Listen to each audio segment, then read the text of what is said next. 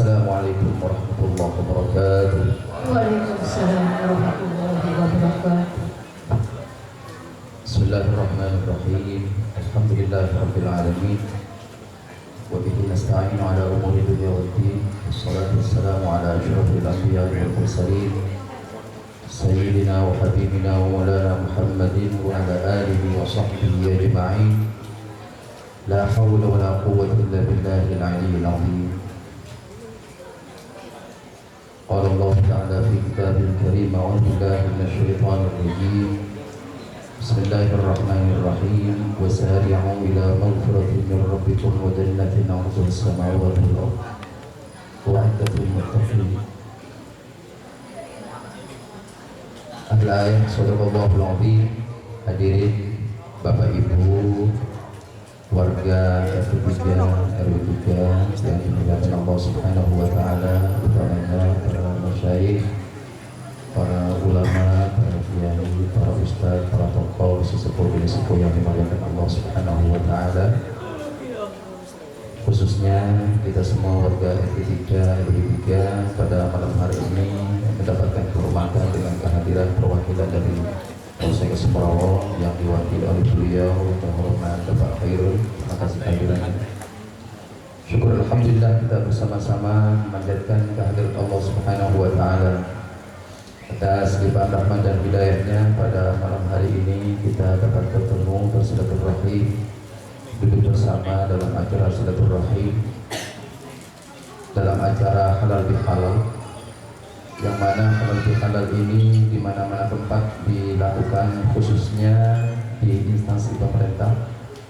Namun tadi disampaikan sendiri oleh beliau ketua RT kita bahwa selama beliau menjabat kurang lebih 10 tahun hanya kali ini beliau mengadakan, dan alhamdulillah bisa terlaksana dengan baik, cuaca juga mendukung dan warganya kompak. Alhamdulillah, mudah-mudahan ini bukan yang pertama dan yang terakhir. Dengan support panjenengan semua, khususnya warga RT3, tahun depan bisa dilaksanakan, bisa diadakan halal bihalal dengan lebih meriah lagi insyaallah. Amin ya rabbal alamin. Bapak Ibu yang saya muliakan dan saya hormati, halal bihalal itu adalah, kalau ditinjau dari sisi bahasanya, itu bahasa Arab. Namun di Arab sendiri itu tidak ada bahasa halal bihalal. Bahkan orang Saudi sendiri, orang Timur Tengah sendiri itu tidak paham dengan apa artinya halal bihalal. Karena memang halal bihalal meskipun kelihatannya itu bahasa Arab, itu murni diciptakan oleh ulama kita. Siapa beliau? Beliau adalah Kiai Haji Wahab Hasbul, salah satu pendiri dari Nahdlatul Ulama. Beliaulah yang menciptakan istilah halal bihalal, sehingga kedengarannya halal bihalal itu bahasa Arab, tetapi sekali lagi orang Arab sendiri nggak paham dengan apa itu halal bihalal. Tetapi ternyata alhamdulillah kita yang bukan orang Arab paham apa artinya halal bihalal, yaitu saling maaf memaafkan. Itu intinya. Inti daripada halal bihalal itu ada dua. Yang pertama minta maaf, yang kedua memberikan maaf. Apalagi ini dilaksanakan oleh ketua RT dan stafnya, minta maaf kepada seluruh warganya. Barangkali selama beliau memimpin warga RT3 ini ada banyak kesalahan dari beliau, itu intinya. Jadi begitu juga warga yang mungkin banyak salah terhadap beliau, Bapak Ketua RT dan stafnya, di momentum halal bihalal ini minta maaf semuanya. Karena di mana-mana yang namanya pemimpin itu banyak dihujat, benar dianggap salah, apalagi salahnya. Pak RT ini, kata warganya. Pak RT terus yang dibicarakan. Ada sampah pelat Pak RT, padahal itu bukan tugasnya Pak RT, padahal sudah lunas pembayarannya ke petugas itu. Tapi lagi-lagi kalau ada keterlambatan di dalam pengambilan sampah, itu lagi-lagi Pak RT ya.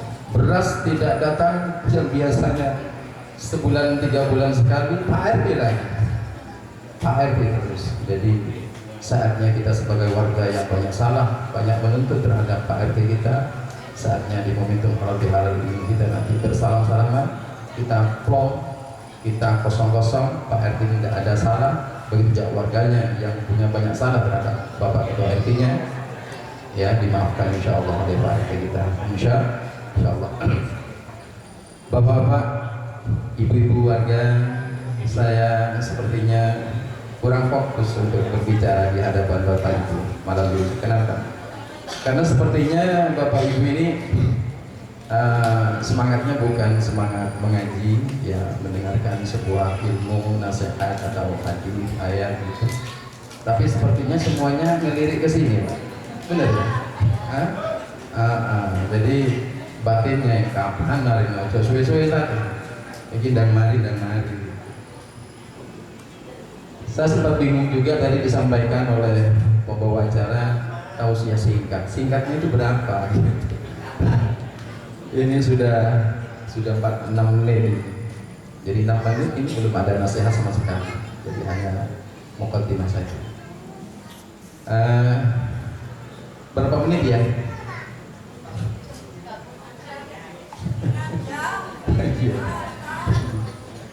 Ini 2018. Ya, tidak apa-apa, meskipun memang dibatasi, saya insya Allah tidak melanggar dari ketentuan itu, tetapi apapun yang bisa kita dapatkan malam hari ini insya Allah semoga menjadi ilmu yang bermanfaat. Bapak Ibu yang dimuliakan oleh Allah Subhanahu wa Ta'ala, kalau bicara tentang halal bihalal, intinya yang tadi dua saja, minta maaf dan memaafkan. Dan jangan sampai kita ini menjadi pribadi yang tidak memaafkan terhadap kesalahan orang lain, karena itu menjadi beban dalam hidup kita. Ketika ada kesalahan orang lain kemudian di dalam hati kita terus dipendam, akhirnya menjadi dendam dan akhirnya iri, dengki dan seterusnya. Itu menjadi penyakit hati namanya. Sedangkan orang yang akan selamat di akhirat itu hanya satu modal. Yauma la yanfa'u malun wala banun illa man atallaha biqalbin salim. Yang akan selamat kelak di hadapan Allah di padang mahsyar yang begitu dahsyat keadaannya itu hanya satu kategorinya, yaitu mereka yang datang biqalbin salim, dengan hati yang selamat. Hati yang selamat bagaimana? Hati yang selamat dari iri, hati yang selamat dari suudzon, hati yang selamat dari dengki, hati yang selamat dari unek-unek tidak baik terhadap orang lain. Itu makanya itu semua yang menjadi penyakit hati itu buang, harus kita bereskan sebelum kita meninggal.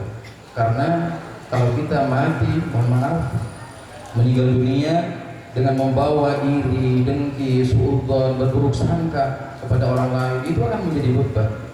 Dan Al-Quran bicara tadi disampaikan, illa man atallaha biqalbin salim, yang selamat di hadapan Allah hanya mereka yang datang pada saat itu dengan hati yang selamat dari suudzon, yang ada di hatinya hanya berbaik sangka, meskipun sangka itu salah, sama sekali tidak akan merugikan pada kita yang berbaik sangka. Meskipun ternyata disangka baik ternyata buruk, itu sama sekali tidak merugikan kita, itu tetap memberikan efek baik kepada kita daripada kita berburuk sangka kepada orang lain. Efeknya meskipun berburuk sangka kepada orang lain itu benar-benar itu tetap buruk bagi kita. Intinya ayo perbaiki hati kita yang baik kepada sesama, karena ternyata hadirin Bapak Ibu, untuk memberikan kelancaran hidup di dunia sampai keselamatan di akhirat, kita akan mendapatkan surganya, itu tidak bisa hanya semata-mata kita soleh binafsihi, ya. Soleh binafsi itu apa? Baik dalam urusan dirinya saja, hubungannya kepada Allah itu diperbaiki betul gitu. Contohnya sholat 5 waktunya dijaga, kemudian puasanya Senin Kamisnya gak pernah bolong, selalu dijaga, duhanya selalu dijaga, tahajudnya selalu gak pernah absen, setiap malam selalu lakukan. Tetapi ingat, itu semua solehun binafsi, soleh terhadap dirinya, khusus kepada dia, kepada Allah. Tidak ada hubungannya dengan orang lain. Sementara untuk menghantarkan kita pada keselamatan akhirat itu harus dua-duanya jalan. Bagaimana kita ini bisa baik terhadap orang lain. Jangan hanya fokus untuk menjalin hubungan baik kepada Allah, sholat 5 waktunya dijaga seperti yang tadi disampaikan. Tidak hanya itu, tetapi bagaimana kita menjalin hubungan baik dengan sesama, dengan tetangga, dengan warga, dengan orang atasan kita, dengan orang bawahan kita. Kita menjalin hubungan baik. Jangan sampai ada yang ternodai, jangan sampai ada yang tersakiti, jangan sampai ada yang terzalimi, jangan sampai ada yang dirugikan. Semuanya sekiranya bagaimana dengan keberadaan kita ini bisa bermanfaat untuk sesama. Paling tidak kalau kita tidak bisa bermanfaat untuk sesama, paling tidak kita tidak merugikan orang lain. Jamaah yang dimuliakan oleh Allah Subhanahu wa taala, sahabat bin Mas'ud, Abdullah bin Mas'ud, sahabat Rasulullah itu bermacam-macam. Tidak hanya orang-orang yang berpostur orang Arab, tinggi, besar, putih, berjenggot, bersurban, berjubah, yang kita tahu orang Arab seperti itu, bukan. Tetapi bermacam-macam sahabat di masa Rasulullah, termasuk sahabat Bilal yang suara terompahnya, suara sandalnya terdengar sampai surga. Itu bukan orang yang istimewa bagi penglihatan kita. Orangnya gagah, orangnya ganteng, tampan, dan tidak. Orangnya hitam. Orang mana dia? Beliau orang Afrika. Jadi artinya untuk orang-orang yang selamat itu tidak ditentukan oleh kegagahan, ketampanan, kemewahan orangnya, tidak. Bahkan suatu ketika yang namanya Abdullah bin Umar itu adalah sahabat Rasulullah yang makamnya berjejer dengan Rasulullah, dengan sahabat Abu Bakar juga, yang beliau itu sangat dijamin surga tempat kembalinya. Abdullah bin Umar itu salah satu putra dari beliau. Ketika melihat orang yang baik, orang yang diacungi jempol oleh Rasulullah bahwa dia calon surga, dia penasaran, kepingin tahu, pengin dekat, pengin kenal apa kira-kira amalannya. Kira-kira kalau warga RT 3 ada ustadz yang bagus gitu, ada ustadz yang soleh gitu, kira-kira pengin kenal, pengin tanya amalan ya? Nggak ada kan? Nggak ada. Paling kalau melihat orang sukses dalam urusan duniawi itu apa rahasianya? Jadi jangan seperti orang tanya rahasia surga itu apa? Iya, karena memang ibu bapak tidak yakin. Ustadz loh nggak jelas juga. Ustadz loh yang nggak jelas juga. Itu surga dan neraka juga nggak jelas. Jadi paling tidak di kalangan sahabat itu ketika ada satu yang diangkat oleh Rasulullah, itu padahal sahabat itu dijamin surga. Sahabat apalagi selalu beriman kepada Rasulullah, saling sholat berjamaah dengan Rasulullah, surga tempat. Tapi ketika ada salah satu yang diangkat, dia loh orang istimewa kata Rasulullah. Dia penasaran, mengejar apa keistimewaannya, amalan apa yang membuat Rasulullah acung jempol terhadap orang itu.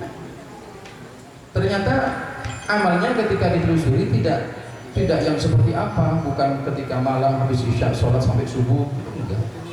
Malah ngorok dari isya sampai subuh sama dengan warga kita. Ngorok. Kalau siang Senin Kamisnya apa selalu begitu puasa semua, enggak juga. Ketika dilihat Seninnya enggak puasa, ngopi ya digiras gitu, sama dengan Mas Hendra bilang ngopi gitu. Jadi bukan hal-hal yang kayak istimewa kak begitu, kak siangnya nggak pernah tidak berpuasa, selalu puasa, dan selalu hari-harinya dijalani dengan puasa, malamnya selalu melek bengi, sholat tahajud, dia mulai munajat, doa, bukan itu. Tapi ketika ditanya oleh sahabat, wahai sahabatku, wahai kawanku, wahai temanku, aku penasaran, bolehkah kau tunjukkan kepadaku apa yang menjadi rahasia sehingga Rasulullah bilang bahwa engkau adalah calon penghuni surga? Dijawab apa ya? Bingung dia jawabnya, kenapa? Apa yang beliau lakukan itu tidak jauh beda dengan yang lain. Ya sholat 5 waktu bersama Rasulullah, ikut kajian bersama Rasulullah, kayak gitu-gitu, gak ada yang istimewa. Tapi karena dikejar, coba poinnya, coba Barangkali ada, coba yang bikin beda dengan kita. Ternyata ketika kita tahu itu bukan hal yang menurut kita itu wah spesial banget, bukan itu. Ketika ditanya, iya ada satu hal mungkin ini yang Rasulullah bilang seperti itu. Apa itu? Saya itu setiap malam ketika hendak tidur itu saya maafkan semua dari subuh sampai saya mau tidur ini kesalahan orang-orang. Tadi yang menipu saya di pagi hari, tadi yang nyakitin saya di pagi hari, tadi yang cubit saya, tadi yang nyakitin dengan kata-kata, tadi yang nyinggung saya, yang nyakiti saya dengan sikapnya, dimaafkan seperti itu. Dimaafkan. Sehingga di hatinya tidak ada dendam, tidak ada apa, tidak ada iri, dengki, hasud dan seterusnya, suudzon, tidak ada. Yang ada hanya dimaafkan. Sehingga dengan permaafan yang diberikan itu, maaf yang diberikan itu, akhirnya hatinya plong, tidak ada beban. Itulah keplongan, itulah yang bisa mengantarkan beliau dari dunia saja terumpanya suara sadarnya sudah terdengar di surga. Jadi kalau boleh saya saran Bapak Ibu, kita ini harus punya satu amalan yang sekiranya orang lain tidak ada yang tahu. Kalau sholat 5 waktu kita berjemaah ke masjid setiap waktu, itu semua tahu. Oh, si A, oh bagus banget sholatnya istiqomah terus, bahkan sebelum adzan sudah duduk di masjid. Dan itu bisa dilihat oleh semua orang. Aktif dia tahlil, selalu datang awal waktu, disiplin banget, itu semua orang tahu. Dalam hal-hal keagamaan, sosial di kampung dan seterusnya, itu semua banyak orang tahu. Tapi kalau boleh saya sarankan, panjenengan harus miliki satu amalan yang siapapun tidak ada yang tahu, hanya itu menjadi rahasia panjenengan dengan Allah. Kalau bisa panjenengan punya amalan kebaikan yang siapapun tidak ada yang tahu, bahkan suami pun tidak ada yang tahu. Suami tidak tahu. Apa itu sedekah? Sedekah khaufi. Sedekah khaufi itu digambarkan oleh Rasulullah, apa yang disedekahkan oleh tangan kanan yang kiri nggak tahu. Apa yang disedekahkan oleh panjenengan sebagai istri, suami nggak tahu. Pokoknya jangan nyolong duit istri suami. Banyak nyolong di dompet suami bersedekah ya tidak baik juga. Kecuali itu sudah menjadi haknya panjenengan dijatah 100.000 tiap hari, dibelanjakan untuk makan sehari 75, 25-nya disedekahkan. Itu halal buat panjenengan. Lah, itu kalau bisa jadi kebiasaan panjenengan yang siapapun tidak yang tahu, bahkan suami kalau bisa tidak tahu, dan itu yang akan bisa menjadi. Seperti panjenengan punya kebiasaan, kan ada orang begitu. Sebetulnya seperti sholat malam itu kan dijamin banget gitu. Orang yang sholat tahajud itu dijamin banget dia akan mendapatkan kedudukan yang tinggi, maqam mahmud di hadapan Allah, mendapatkan kedudukan yang tinggi di hadapan Allah. Karena apa? Karena dia itu ikhlas sholatnya. Kenapa ikhlas? Karena dia melakukan sholat itu benar-benar orang lain pada sedang dalam keadaan tertidur, panjenengan sujud di hadapan Allah, ikhlas dia. Tetapi masalahnya seringkali panjenengan sudah melakukan itu, pagi harinya ngomong, Mbak enak ya, lega sholat malam. Oh, aku tadi malam gak sholat, soalnya tadi siang itu repotan, sibuk banget sehingga malam saya nggak bangun subuh, nggak bangun sholat malam. Terus dia nggak sholat, bisa rasanya lega sholat itu. Loh iya soalnya aku punya kebiasaan itu, ngomong. Ya kayak gitu jangan ngomong kalau bisa. Itu rahasianya panjenengan dengan Allah. Seperti ada orang punya kebiasaan setiap malamnya tidak pernah absen membaca surat Tabarak. Jangan siapapun tahu, itu menjadi rahasia panjenengan. Kalau sholat 5 waktu berjamaah di masjid tidak bisa kita rahasiakan, semua tahu. Entah kita orang ikhlas atau riya, pamer dan seterusnya, nggak usah direken itu. Memang kita nggak bisa sholat berjamaah di masjid sembunyi-sembunyi, tidak ada yang tahu, nggak bisa. Memang itu syiar. Tapi kalau bisa ada satu amalan yang sekiranya tidak ada yang tahu, kecuali itu menjadi rahasia dengan Allah, termasuk sholat tabarak atau punya kebiasaan yang mulai meskipun hanya 2 rakaat, itu sudah, itu terus dilakukan secara istiqamah. Dan jangan cerita-cerita. Kalau cerita itu kayak gimana ya, gitu. Termasuk membaca surat Tabarak tiap malam, nggak pernah absen, baca terus. Itu pasti akan mendapatkan keistimewaan yang luar biasa. Ya, ada orang bukan orang apa-apa, dia bukan ustaz, bukan orang yang dermawan juga di kampung.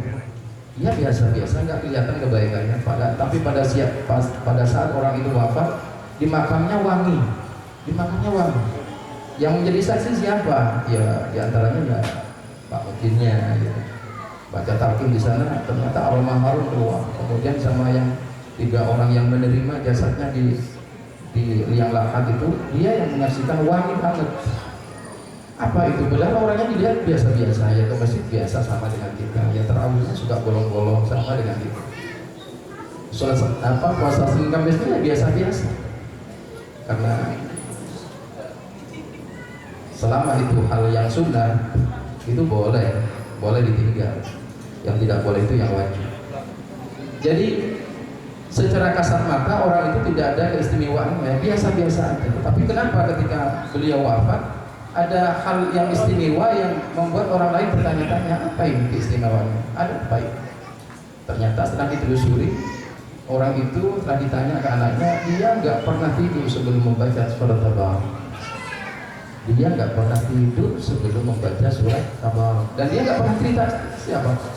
Anaknya juga ke anaknya juga nggak cerita, ke siapapun nggak cerita. Jadi mungkin suatu ketika kenapa anak itu tahu kalau ibunya atau siapa yang punya keistimewaan itu, keistiqomahan itu dia tahu, mungkin suatu ketika dia ngintip. Jadi bukan karena woro-woro, bukan karena ngomong kanan kiri, tapi aslinya itulah menjadi. Jadi sesuatu itu ketika betul-betul ikhlas lillahi ta'ala, apapun itu akan tembus. Jadi kalau boleh saya saran, apapun itu, termasuk panjenengan punya kebiasaan sedekah kopi, sedekah sama, suami tidak tahu, istri tidak tahu, itu insya Allah. Dan berkahnya tidak hanya turun kepada si orang itu, tapi buat keluarganya semuanya kecipratan rahmat dan barokah dari Allah Subhanahu wa taala. Bapak Ibu yang saya muliakan dan saya hormati, cukup waktunya? Cukup. Itu saja Bapak Ibu yang bisa saya sampaikan, karena di momentum halal ini yang lebih dominan itu bukan kita mau dapat ilmu, tetapi lebih pada halal bihalalnya. Intinya tadi ada 2 itu, memberikan maaf dan memaafkan. Kemudian yang paling inti adalah membantu orang. Jadi itu yang paling inti. Jadi kalau terlalu lama acaranya tentunya panjenengan gelisah, tapi insya Allah kalau cuacanya ini insya Allah aman dan mendukung.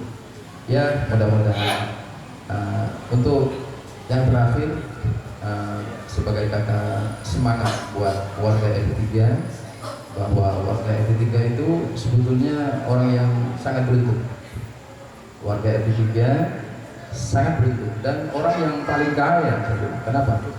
Karena ya masjid yang megah ini ada di wilayah RT3. Panjenengan nggak pakai jauh-jauh untuk sholat tarawih, sholat 5 waktu, cukup di masjid, dan itu ada di posisi ada di RT3. Jadi ayo dimanfaatkan. Jangan sampai kita sebagai warga RT3 malah nggak kenal masjid. Ini masjid semegah ini ada di RT3. Kemudian tempat pendidikan Al-Quran TPI ada di RT3. Jadi kaya warga RT3 semua ada di RT3. Kemudian masjid itu, karena saya banyak pengalaman terjun ke masjid-masjid, itu tidak sekaya masjid Al-Jihad. Dalam artian kaya apa? Banyak ustaz. Sehingga di bulan Ramadan itu kalau di masjid-masjid lain itu ketika ada ustaz dari luar itu 2 tugasnya, ngimami dan ceramah. Dan hanya kalau yang saya tahu hanya satu-satunya di Masjid Al-Jihad, ketika ada penceramah dari luar di bulan Ramadan, beliau tugasnya hanya ceramah saja. Imamnya dari mana? Imamnya dari ustadz lokal, ustadznya masjid sendiri. Jadi kalau di jumlah ustadz yang segitu banyak di Al-Jihad itu semua berdomisili di RT3. Ustadz Abdul Rahman sebagai sesepuhnya para ustadz, sebagai gurunya para ustadz. ada di RT3. Ustaz Suhaim seniornya para ustaz ada di RT3. Ustaz Ali kalau urusan korek panjenengan komplit di RT3 ini. Kalau mau belajar korek kira komplit. Ada Ustaz Mufus, ada ustaz-ustaz yang lain itu di RT3. Jadi masya Allah. Jadi panjenengan warga RT3 itu seharusnya itu paling agamis daripada warga yang lain. Dari warga orang yang seharusnya lebih agamis daripada yang lain, lebih soleh, lebih khusyuk gitu. Karena semuanya panjenengan miliki dia. Semangat untuk warga RT3, sukses terus, istiqomah sampai wafat, insyaallah, amin. Kurang lebihnya mohon maaf. Assalamualaikum warahmatullahi wabarakatuh.